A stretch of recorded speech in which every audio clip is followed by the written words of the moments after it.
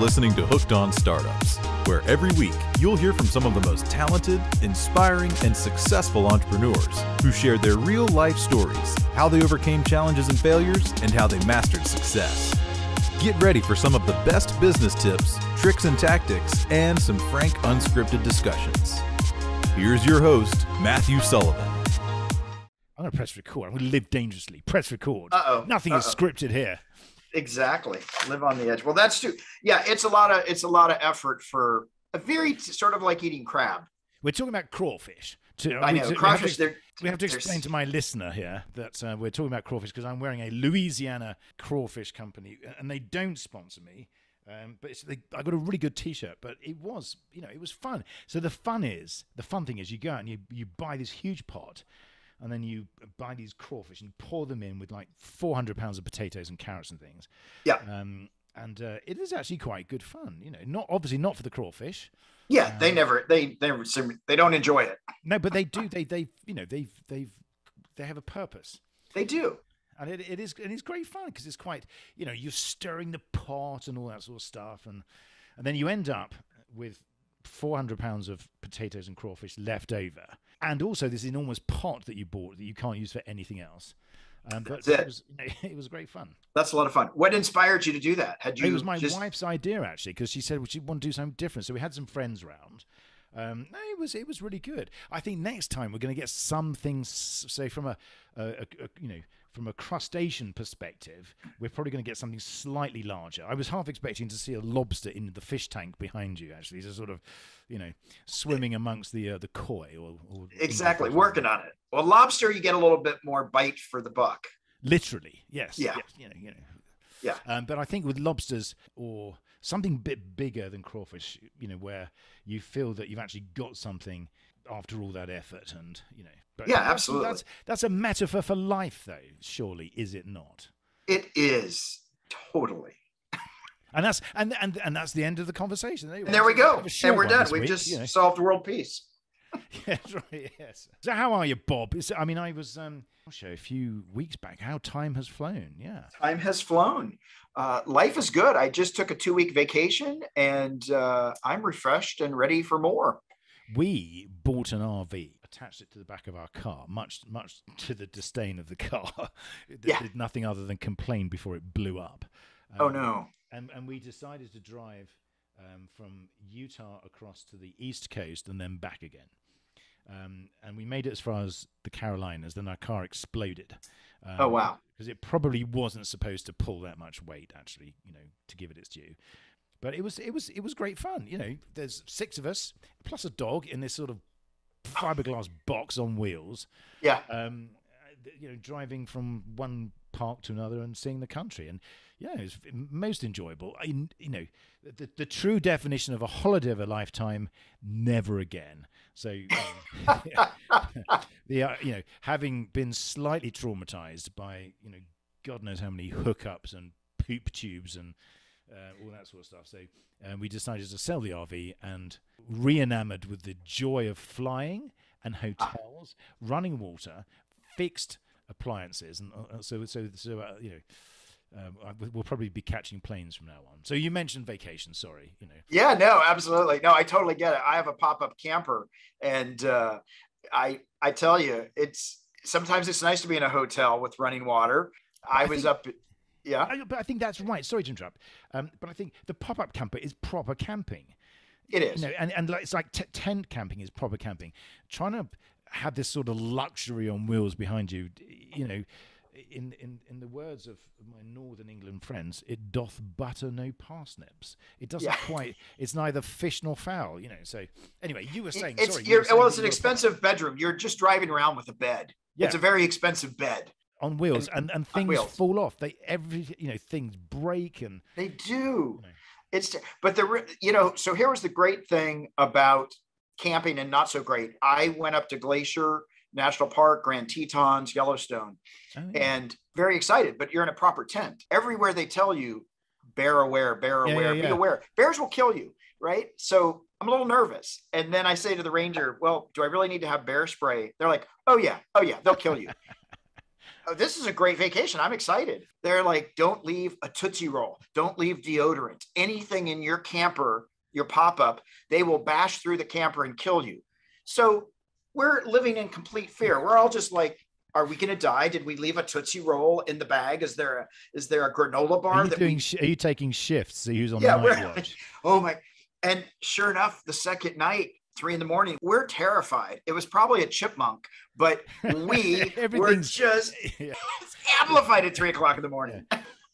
But yeah, no, I've seen it. Yes, same here. Because, and I think my view is like, come on, if a bear comes up, I could probably talk it. I say, look, Mr. Bear, okay, we can get along. What do you need? Do you need the Tootsie Rolls? I'll just put them over there. Then I'll back up. But I don't think they speak that language, do they? I don't think they do. But I did see a grizzly. Oh, wow. And that was really awesome. Until the ranger told us, "You're too close, everybody," and started screaming at us. Well, we were 80 yards away. And there were lots of people, so I could run fast. And I knew. Yeah. Just a couple pushes, accidentally tripping. I was covered. Well, that's survival of the fittest, isn't it? That's what we're designed to do, is push other people in front of us if there's a grizzly bear. If there's a grizzly bear, other people will go down Self-defense. first. Yeah, absolutely. I'm still enamored with the idea of, tents and tripping up over the wires when you get out and all that sort of stuff, but it's funny actually because, leading onto the word depreciation, because having bought a camper, I'm sort of gradually working my way towards. I love depreciation. It's a great way to bring it in. Well, I just, so there's me. So I go and buy this camper new because I'm stupid like that, and it wasn't that much, but it was still, because I didn't look at the capital cost. I looked at the monthly payments. I thought, well, right, I can probably afford this. And so I bought the camper, and then, everyone's really excited about it, and it was great. But then, thankfully, the price of campers is pretty high at the moment. So I thought, well, look, I'm going to sell it now, because the chances are that this time next year, when we want to go and do it again, the prices will probably fall. But I still took a massive hit, because the amount that I paid for it and the amount I sold it for, the two were not quite the same. So when you do this sort of stuff, everyone knows about cars, but do you think there is anywhere near enough education about all this sort of stuff? Because when you talk about depreciation, it's not just about stupid campers that you buy when you shouldn't do. It's about other assets and other things that you buy and the cost of money. Because the true cost of money is not just what it costs to borrow, it's what it cost me when I sold it. So the overall cost of that, is the it's the finance charges, the setup charges, and is there enough discussion or education about all of the cogs that make the financial world work? I don't think I think information is out there. It's not riveting information, right? So people aren't like, oh my God, I can't wait to read about depreciation and understand the cost benefit. But I think there could be more awareness around that kind of thing. I bought my camper used. It was 6 months old. You're smart. And that's why you get the big bucks, you see. That's why I'm bang my head against the wall. And I'm frugal. The poor guy before me bought it for $12,000. He bought it right before COVID, as COVID was starting. And they're like, they're not going to be any more campers. It's the last one. He supersized it, put air conditioning on it, took it on one trip and put it up for sale. I bought it for $7,000. So I got a brand new camper that had taken one trip, super loaded. You sound like the guy that bought my camper. I sound like the guy. But everybody thinks, it's true with cars, with campers. The minute you drive off the lot, brand new, it just dropped half in value, or 70% is the value now. It loses value if you buy things used and buy smart. But I think most people, they get excited about the shiny new object, just like when you brought it home and everybody was super excited and, oh my God, nobody's thinking about the fact when you have to back in the camper into the site where it's difficult and all the other campers are watching you. And so I'm getting PTSD. Yeah, it's an emotional cost as well. But it's funny because, all of these things. So I was just thinking earlier about just money generally, and stop me if you prefer just to talk about holidays and things, but just money generally. Do we have any idea about how money works? Now, I don't mean just at the top level in terms of where you get your salary, a number goes into your account. You spend it, that number reduces, goes to zero. You wait till the end of the month and it goes back up again. Do we have any concept generally about how the Fed is able to provide us with checks every month? Where does that come from? We talk about quantitative easing, which in itself is almost impossible to articulate or to pronounce. You know, if we talk about cryptocurrency, where value is created literally out of thin air.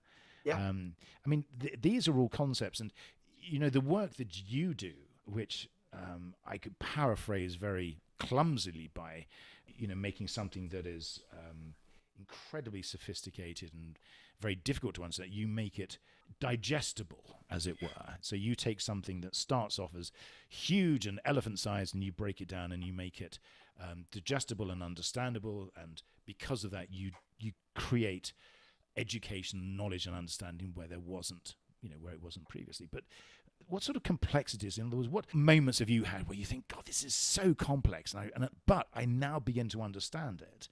And how do you get across that complexity of money and funding, you know, fiat currency versus all of the digital currencies? How do you get that across? Well, is that even a question, or is that just a no, you know, it's hard because people have short-term, you know, very short-term memory expand. Like they just, hey, pay attention. And like I have maybe 15, 20 minutes to get to a client before they doze off because they're like, this is too much information. I don't understand it. I'm shutting down.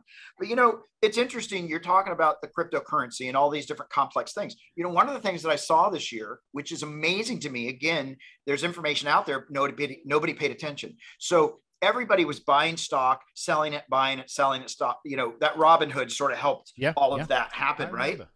Well, several clients this year, and I have a client right now I'm working on. He comes to me and he says, you know, I think I had $1 million capital gain. I'm going to be in trouble. Here's the thing. He actually has a $2 million capital gain because wash sales. Yeah. Nobody understands wash sales. If you buy a stock and you sell it at a loss, and then you buy the stock within 30 days, you don't get the loss. Yeah.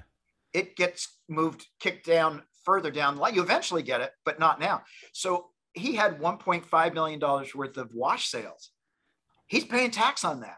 Yeah. And a lot of people did this last year. And they're like, what are you talking about? Wash sales. Nobody did the homework. Yes. It's been this way for a very long time, but so many people not paying attention. I have stock investors.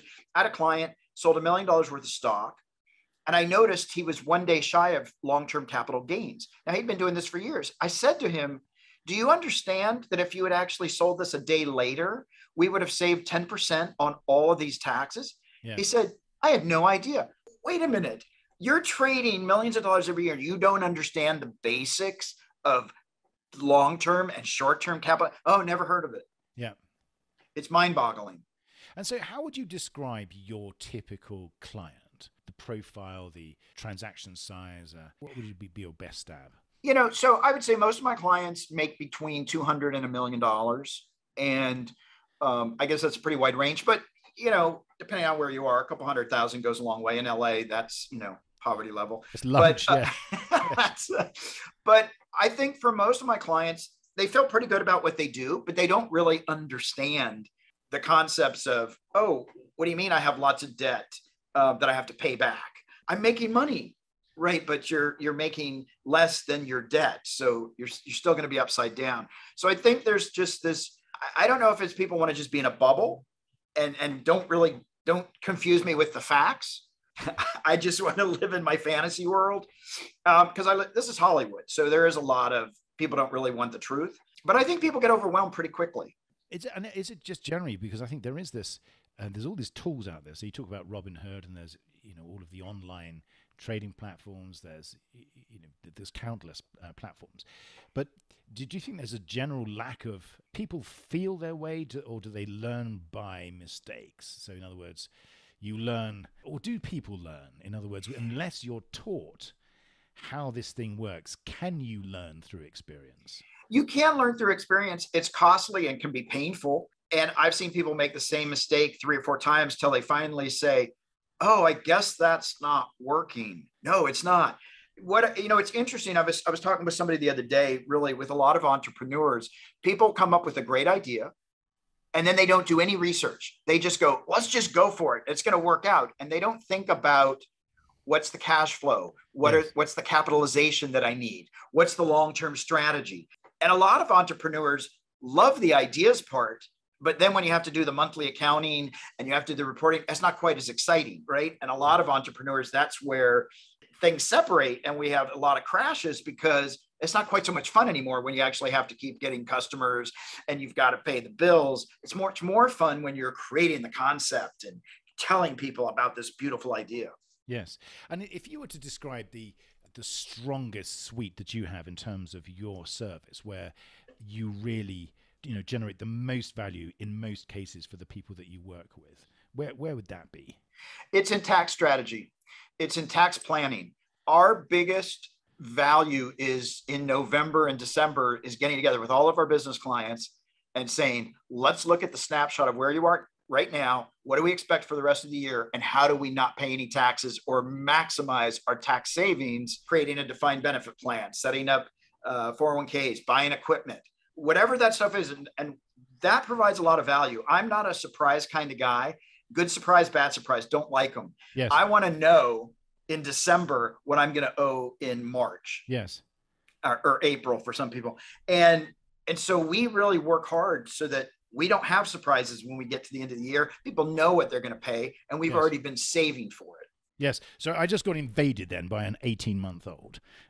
So no, it's fine. I managed to sort of, brush them away, BBC style. But you're right. You talk about surprises. How much tax planning, again, because it's such a complicated thing when we talk about investments or you talk about, running a business, and you talk about that through the lens of an entrepreneur. Yep. The entrepreneur is fixated on the idea, and the fact is everything else will kind of sort of work out. It'll all work out. Entrepreneurs, you're primarily, is that your sort of client base, or are you, absolutely? Yes. So these are people that really, speaking as an entrepreneur, which is almost a bit like an illness, isn't it? Where a little. you create and you do things, but there are many circumstances where you don't have skill sets or experience, whether it be in recruiting. I was talking to someone yesterday who is this, has this incredible ability to recruit and manage and retain people, whether it's financial planning or business planning or tax. Tax is one thing, but also, your ability to mentor and to work with people to explain how important structure is.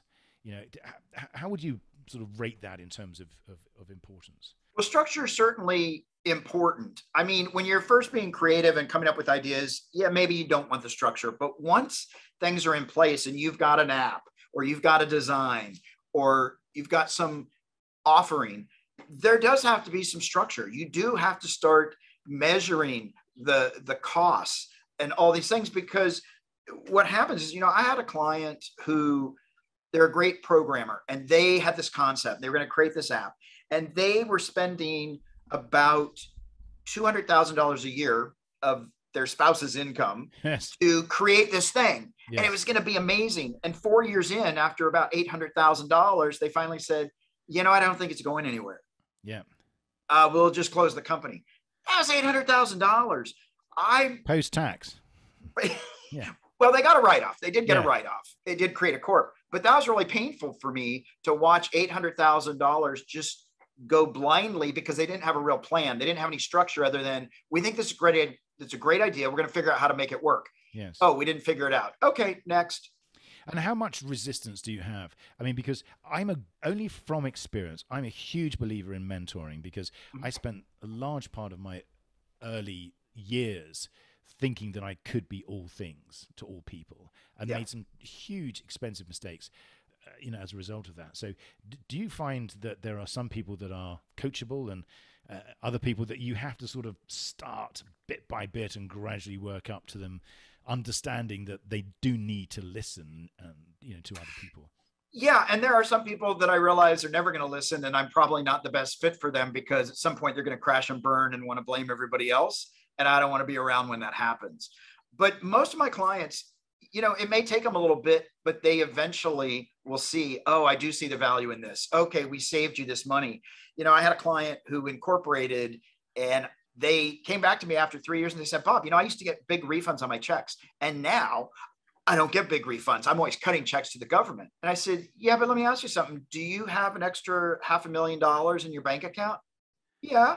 Okay, so you're not getting the refund, but here's the thing. Here's how much money I saved you over the last several years.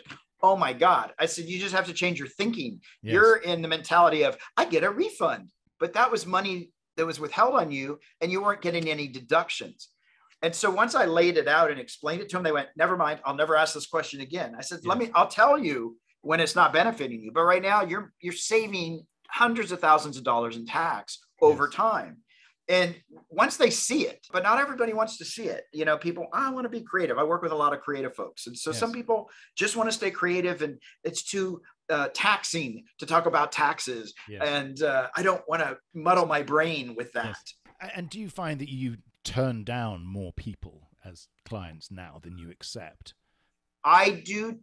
You know, if I like somebody and they appreciate what we do, and even if they don't understand anything and they'll say to me, I don't want to understand any of it, but I trust you, great, I'll work with them. If I have people coming in that don't want to do anything different, they don't want to change their ways, they're not such great people, I don't work with them. I'm in a fortunate position that I get to pick and choose who we work with. And we like working with nice people that appreciate what we do and see the value, because I want people to know that we're actually helping them. You know, from a marketing perspective, are you now in the position where most of your leads come through referrals? They've always been referral. I built with my tax practice, I started with 100 clients and built it to over 1,000 referral only. Sometimes I took referrals that I wished I didn't because I needed them. Now I'm in a position that we get to be selective and we work with people we really like. Yes. And again, so because your business is like a combination of, it's consulting, but with that solid, sort of CPA background, as it were. Yeah, absolutely. Would you describe yourself very much as the atypical accountant? For sure. I guess most people assume a CPA can't even hold a conversation. So I guess at the bat, I'm ahead of the game. But yeah, I think a lot of accountants and people in finance, and myself included initially, they like the safety of the numbers. It's 2 + 2 is 4. It's always 2 + 2 is 4. And if it's not, you made a mistake. Yes. There's comfort in that. But you at some point have to be able to think outside the box and be able to understand the rules so then you can manipulate them to your favor, not breaking the law, but knowing how to push and not need to stay well within the line, but to push the line.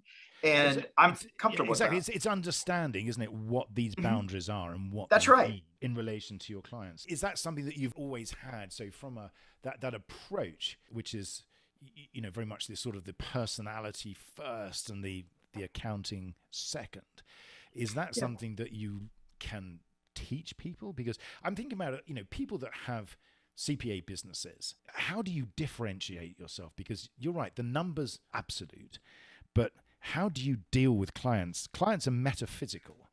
And so how do you blend those two together? So, is there a way of trying to break out of this perception that most CPAs have of not being able to deal with clients? Well, here's the thing. I have a varied background than maybe a lot of CPAs. I did stand-up comedy, CFO of the world famous Comedy Store. I've had my own businesses, other side businesses besides the accounting. And I've written a book and I've taught workshops. And so I do a lot of people work. I do a lot of, and I'm very clear that I'm relational in my work that I do. I'm not transactional. I'm interested in the long-term relationship. I'm not interested in making a quick buck off of somebody. Yes. And so I don't know that I can convince a lot of other CPAs to get past their comfort zone because a lot of them just aren't comfortable. I was forced early on to sit down in front of 200 people with a screen up front and change numbers on a budget while everybody's like, no, it's $1 million. It's this and that. And I just learned to get comfortable with it, even though I was maybe inside terrified. But it's not just CPAs. I think it's any profession really, isn't it? Where you have a profession, whether it's doctor, dentist, CPA or anything like that, where you're dealing with people. And, I have to ask, and I knew this was something I wanted to bring up, but, when the stand-up, that must be A, the most terrifying, and B, the most fulfilling thing that, you can do with your clothes on, I would have thought. Yeah. Well, you don't have to do it with your clothes on, but or alternatively, yes, you can. Yes, you can. If, you can always get a good laugh that way. Laugh, I'll take my clothes off. There you go. That's guaranteed to have everyone rolling around in the aisles. Yes, exactly. Well, first of all, so for me, it's not terrifying, right? And that's, I think for a lot of people, it is terrifying. But for me, I actually feel safe behind the mic. I actually. I can say things that I might not say in real life. I might go, but you realize you have to switch the mic on, though. That's the. Oh, there's always that. There is that. And plug it in. Yeah. And have an audience. Yeah, exactly. But apart from that, helps. what the Romans done for us. Yeah.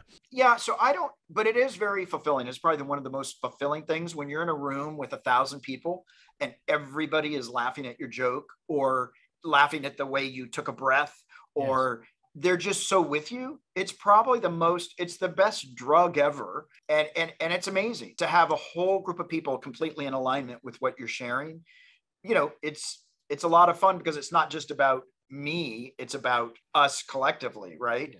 But it's interesting. I watch some comics will get angry at the crowd and say, you're this is your fault. No, it's always the comic's fault. Right. The crowd's there to have a good time. And we just have to not be so needy that we need them to love us. We need to just be there to have fun and have a good time. I also think, with the really good stand-ups, there's an enormous amount of intelligence, both, emotional intelligence and the ability to read the audience, the ability to pick up tiny nuances and then think, well, what am I going to say? So you have to be sort of several steps ahead of where they are to be able to deliver. So I think there are a number of parallels. You talk about the difference between the absolute and the metaphysical there. So those are sort of, steps where you're looking at options. Well, I can go this route. Am I going to end up in a sort of comedic cul-de-sac? Right. Or if I take this route, does that open up all sorts of other options? So I'm just wondering whether or not anyone's actually sort of done any studies to look at the logical approach of the really successful stand-ups compared to the logical approach of a engineer at the Jet Propulsion Laboratory, for example. Yeah, no, I don't know if they've done studies, but I think one of the things that is different about comics than a lot of people is we're in the world and we're observing the world, right? So we're not fully in one or the other. So even as a performer in that performance, the comic is still observing the audience as they're performing. And I've noticed myself and with other comics, we tend to, we're present, we're going to the concert, but we're also observing the concert. We're also looking at the funniness of we're constantly analyzing. Yes. It's just something that happens. It's not like I'm let me turn on the brain. It's something that I do. It's just part of my nature. But again, that sort of analytical ability, I think, is just something that's hugely sort of transferable. But also it is compelling in the sense that you look at things from a different perspective. And that, I think, is what gives you the ability to provide solutions. And, we use this very overused expression to think out of the box. But, if you're within a set of rules, yet on the outside asking, why are these rules like this? Or why is this? And I think would you say that that ability gives you the ability to provide recommendations to clients, or not just accounting, but just general business that perhaps they would never have considered? Yeah, absolutely. And I think what it also allows me to do, because as a performer, I want the audience on my side, right? And with my client, I want them on my side. I can use humor. I can tell a story that's not directly them, that can give them the information to go, oh, that's me, isn't it? Yes. And I go, oh, no, that's coincidental. I didn't realize, so I use that to help educate people so that I'm not making them wrong. I'm not making them bad. I'm just trying to give them other options. And I think that's the other piece where clients really appreciate the fact where I'm not shaming them or making them bad. I'm just saying, they come in and they do something that's really crazy. I'm like, okay, we got to fix this. It wasn't the best choice, but let's go from here instead of how could you be so stupid? Now I have to work extra hard. So I'm not shaming my clients. I'm really actually, let's collaborate together. Let's make this work.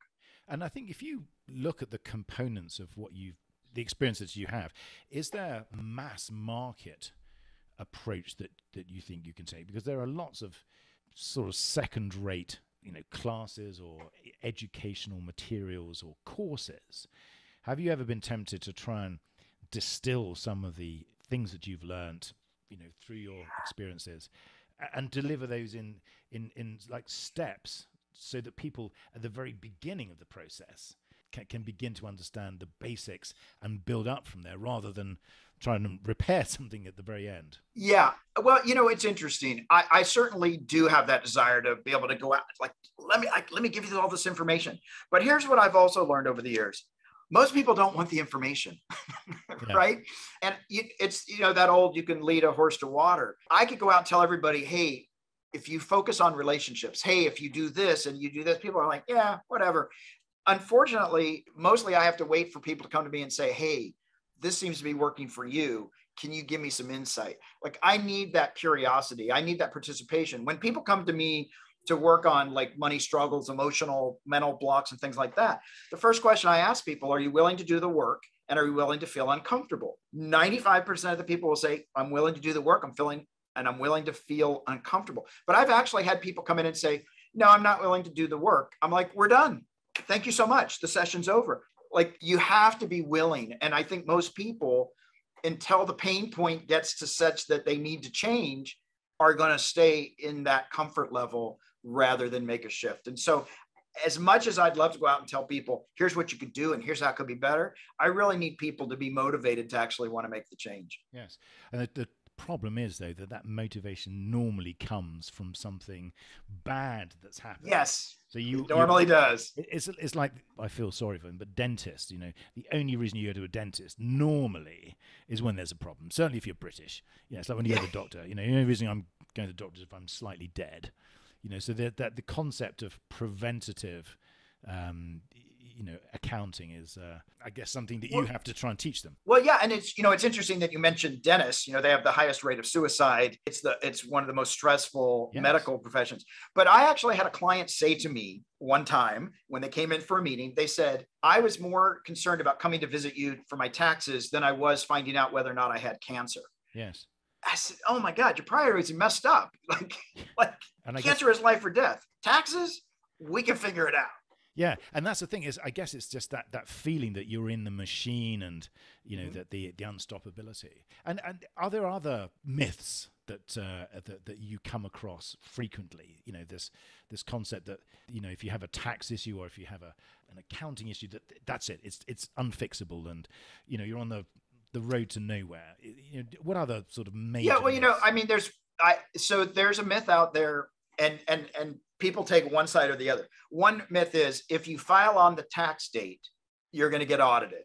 And then other people think if you file exactly on the tax date, you won't get audited. If you go on extension, you're going to get audited. So there's this, and the people that believe you're going to get audited if you go on extension, I can't convince them otherwise. And the people that think you shouldn't file early, I can't convince them otherwise. Like these are beliefs that they have. They're so strong. They're based on nothing. But, that there's a belief out there, or that the IRS looks at everything you do.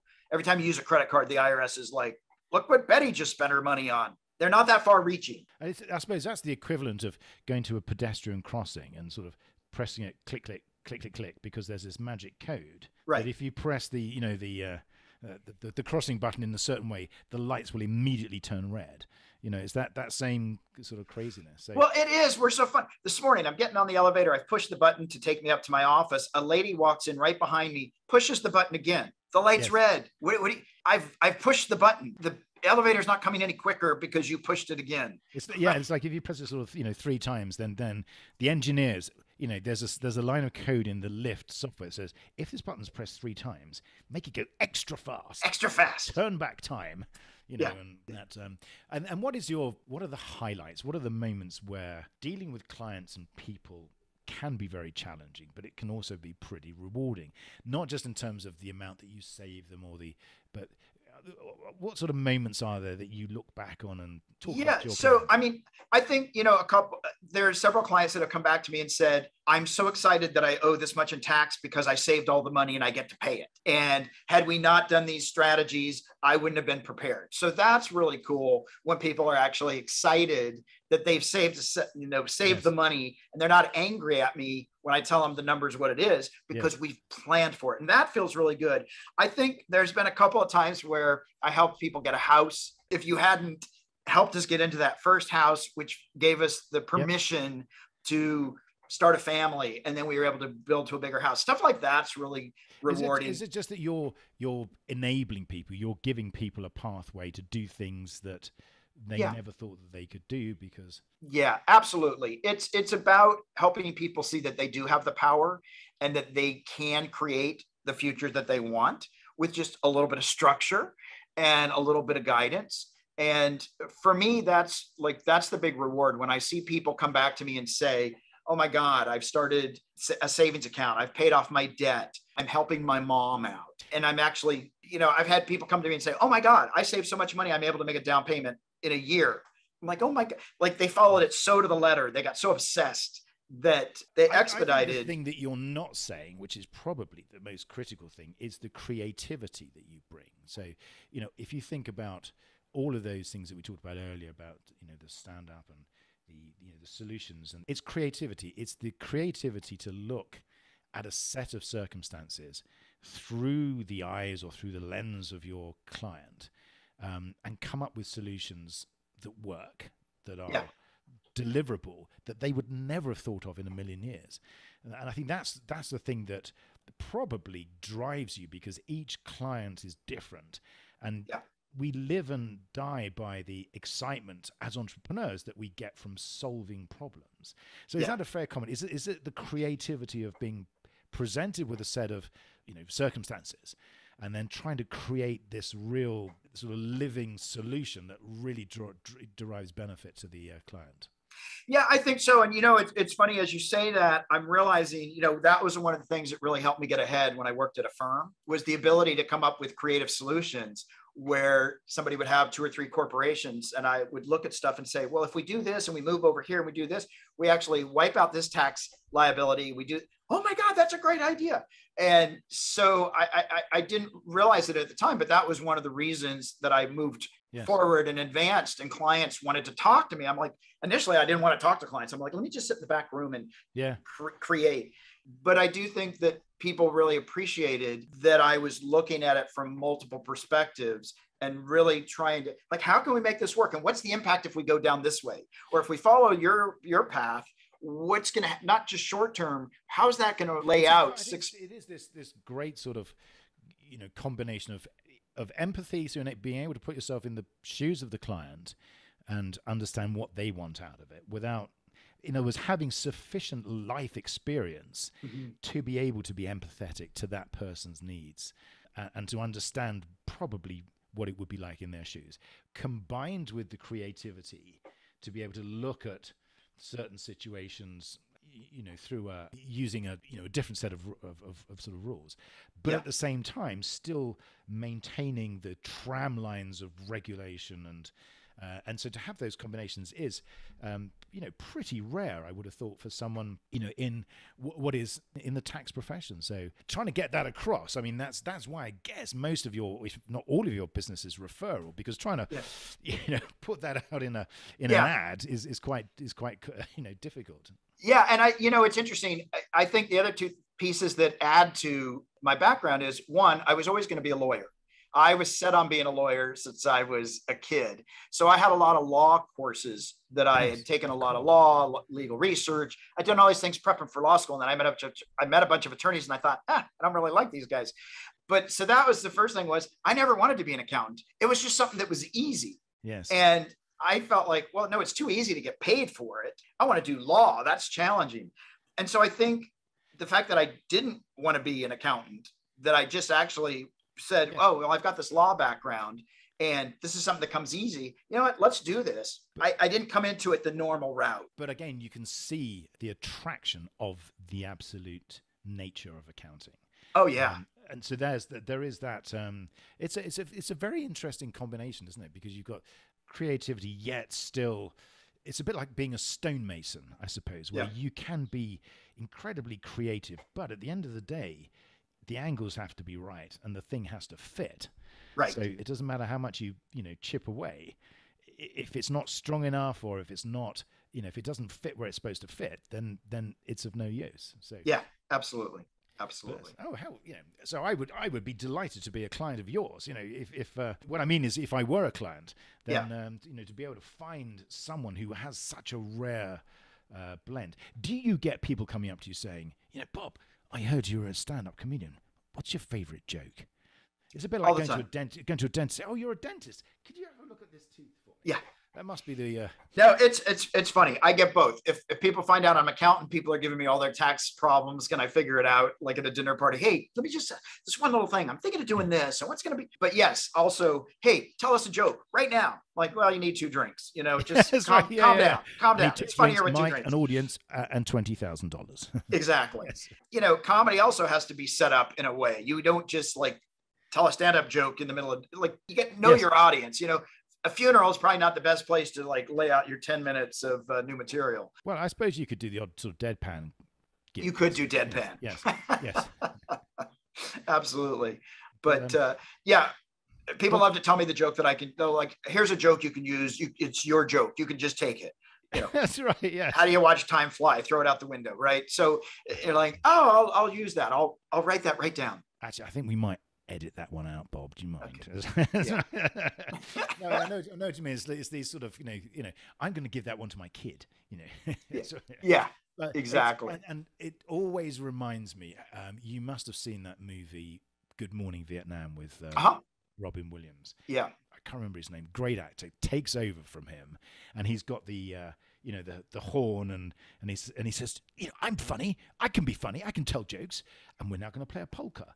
And you just, there must be so many times when you just thought, you come across people, you can't study this stuff. You can't. No. You've either got to be on frequency or not. Yeah, it's funny. I had a friend come to me one time and they said, Bob, I was doing this set and I was sort of in a spot. And so I used some of your material. It didn't go over. And they said, it didn't go over very well. And I'm like, that's because it's my material. Yeah. It was my experience. You're telling a story that's not you. Yeah, that's the thing. That's that nuance, isn't it? It's that magic. It's the fairy dust that you sprinkle on the audience and they don't see it. That makes it. But we're going to switch gears now. All right. He says with his best evil laugh. So I now have my 10 hooked on startups quick fire questions from the questionnaire. Hopefully you haven't come across this. All right, let's see what happens. So the 10 questions are, starting with number 1. Bob Wheeler, what is your favorite word? Awesome. What is your least favorite word? No. Question number 3. What are you most excited about right now? I'm most excited about hitting 150 on my podcast episodes. Oh, well, I've got 149 to go. Oh, there. Oh. Well, actually, no, if you include that's 147 if you include that. So, okay. All right. So, question number 4, actually. What turns you off right now? What turns me off is people that know everything and let me know it. I may have met 1 or 2 of those, especially when I stand in the mirror every morning. Question number 5. What sound or noise do you love? Sound of laughter. And what sound or noise do you hate? Sirens. I was going to say the pin dropping or something like that. Question number 7. What is your favorite curse word? It starts with an F. Am I allowed to say it? You are, because no one's listening to this. So all right, absolutely great. Fine to say whatever we want. I love fuck. Yeah, it is. It is best. There's no end to the flexibility of that word. So it's the best. Apparently, I was reading somewhere that it actually stands for fornication under command of the king. And I'm not sure if that's just complete rubbish or whether or not it's some... so it's actually worth investigating.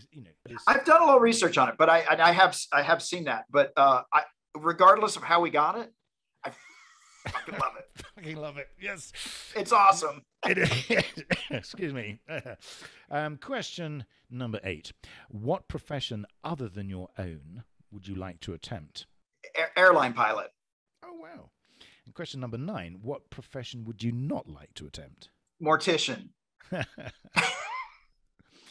And the final question: if heaven exists, what would you like to hear God say when you arrive at the pearly gates? Glad you're here. It's your turn to take over. That's right. Yeah. Where have you been? That's right. Well, it's been such a pleasure having you on. Thank you so much. Final question. How do people get hold of you? How do they find out how to work with you and all the great things that you're doing? Absolutely. So the best way to find me is themoneynerve.com. That's nerve, not nerd, Nerve. The Money Nerve, it's got the website to my accounting practice. It's got information on the coaching that I do with people. It's got information about my book. It's got information about my podcast. We've got all kinds of resources on there, whether it's emotional or practical when it comes to money. And so themoneynerve.com, check us out, reach out. We love chatting with people. That's wonderful, Bob. It's been such a pleasure. Thank you for coming on, and can't wait to stay in touch and follow your progress. Thanks so much. And we'll talk soon. And if you get another RV, I'd love to buy it. Thank God. I have to leave on that. I'm going to bang my head against the wall now. See you soon. See you soon. You are listening to Hooked on Startups, where every week you'll hear from some of the most talented, inspiring, and successful entrepreneurs who share their real-life stories, how they overcame challenges and failures, and how they mastered success. Get ready for some of the best business tips, tricks and tactics, and some frank, unscripted discussions. Here's your host, Matthew Sullivan.